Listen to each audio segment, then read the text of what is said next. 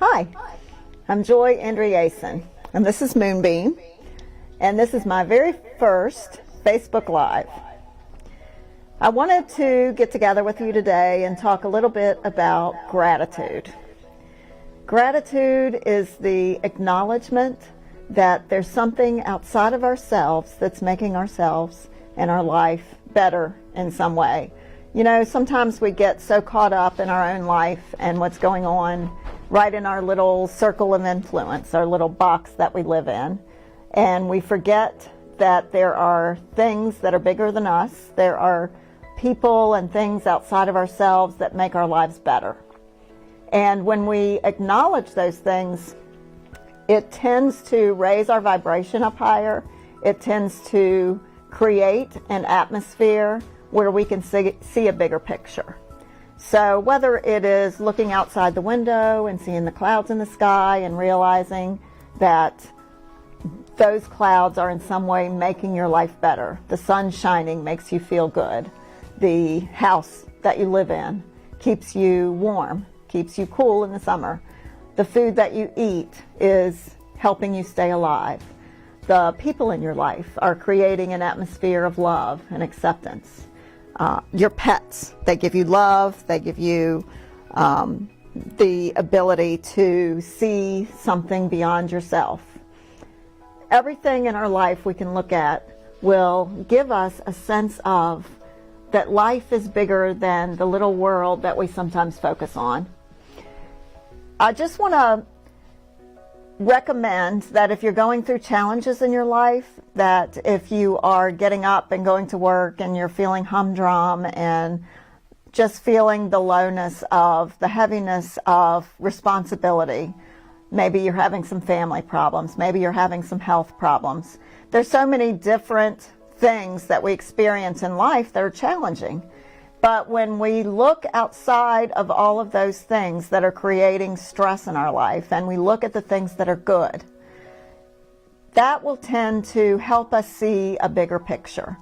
Even if we wake up in the morning and we think about how soft our pillow is, which is a simple thing, but instead of thinking about, oh no, another day of going to work, or oh no, another day of feeling poorly, or another day of challenges in my life. Maybe my car is broken down, or maybe people in my life are giving me a hard time. Instead of waking up to those kind of thoughts, wake up to the thought of, wow, my pillow sure is soft. I just love that. Or I have this wonderful alarm clock that wakes me up right on time, and I don't have to worry about being late to work.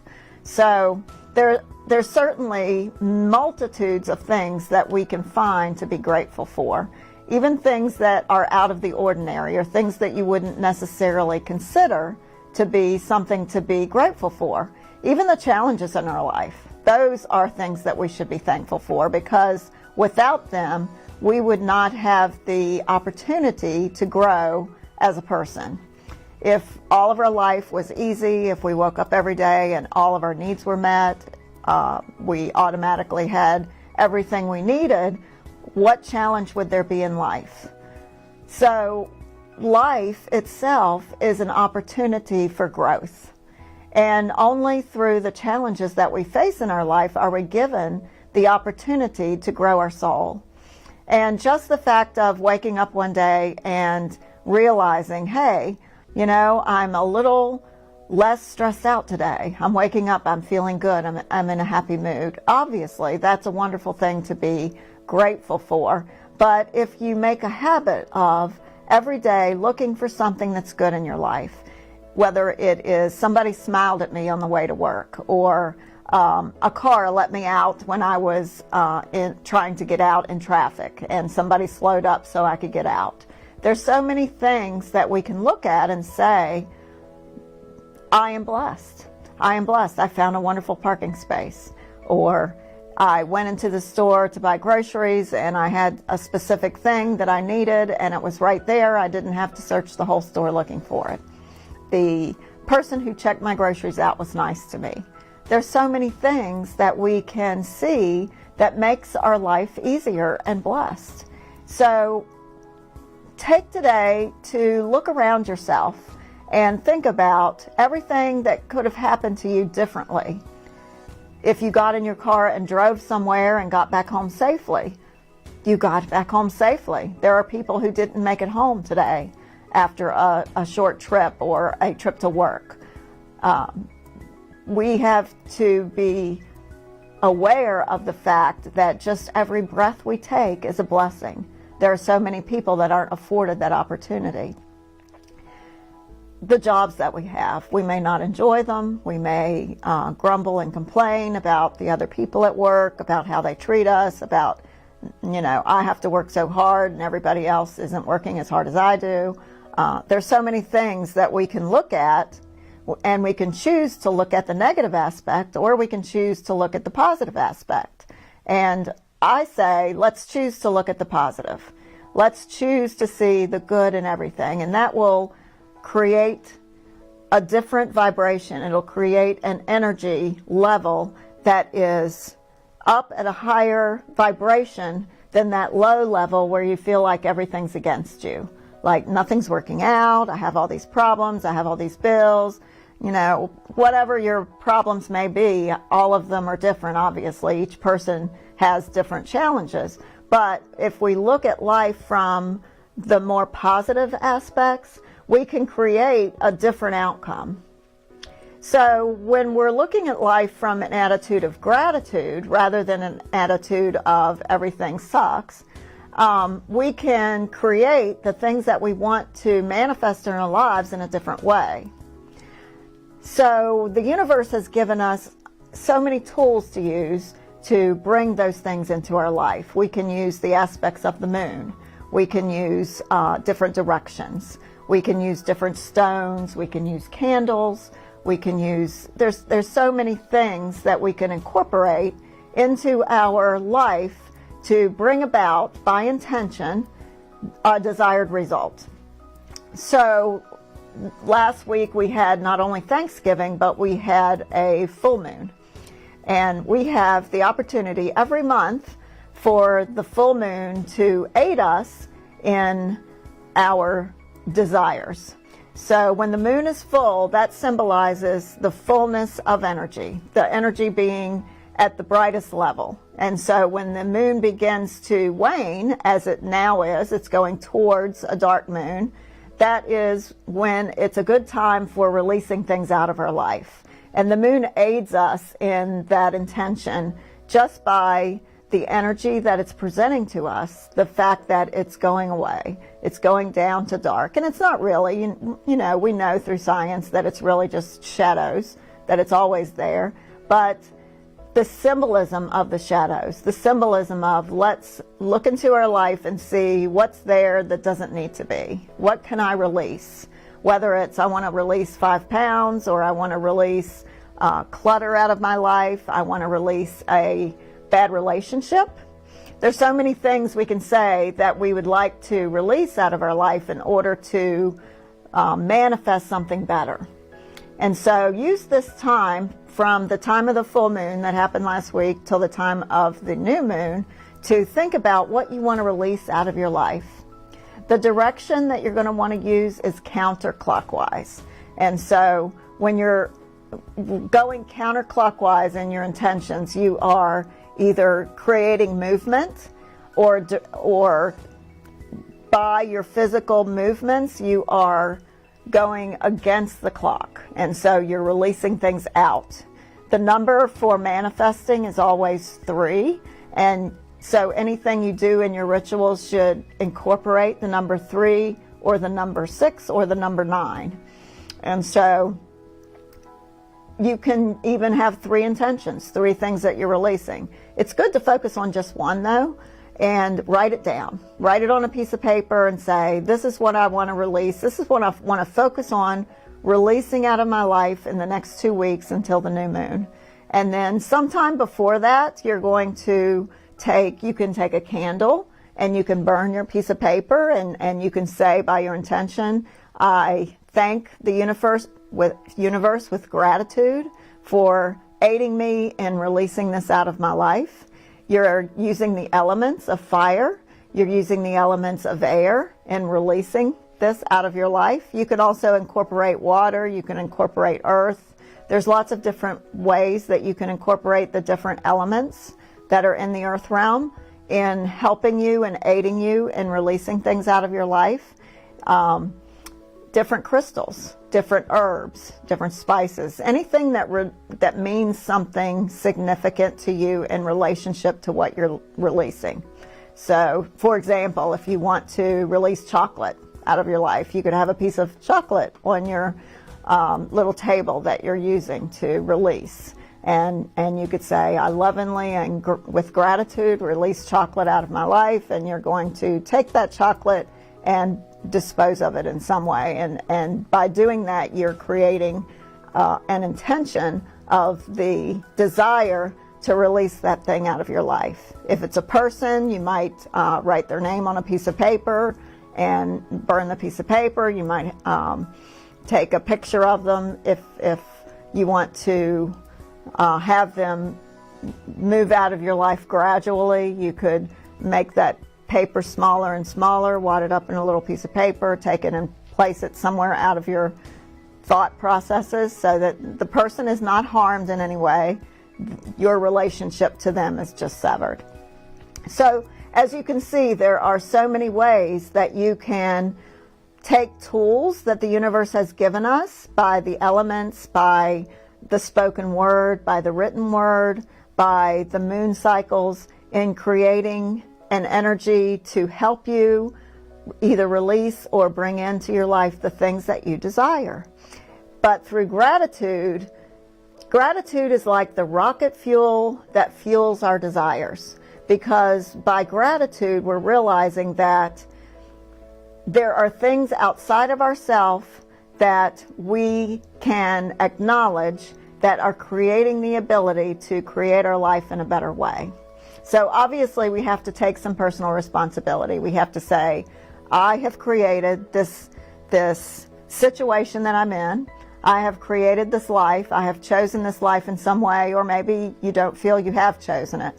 But in some way, your soul has created the opportunity to be in the situation that you're in. And so you have chosen in some way to be experiencing what you are, whether it's on a deep soul level or whether it's on a conscious level. And what I want you to do is be thankful. Thank your soul for the opportunity to learn the lessons that you're learning. And then from that point, you can create an intention to create something different. So whether you're releasing something out of your life, whether you are just wanting to do a transition or a move of some kind, whether you're wanting to bring something new into your life, just realize that gratitude is one of those keys that unlocks the door to manifesting your desires. It's just one of the keys. One of the other keys is joy. Having joy in your life, having love in your life, living from your heart.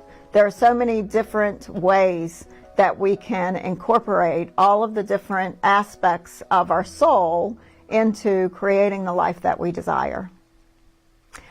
I don't want to go too much in detail. I just wanted to share a little bit about gratitude since we just had Thanksgiving a couple days ago.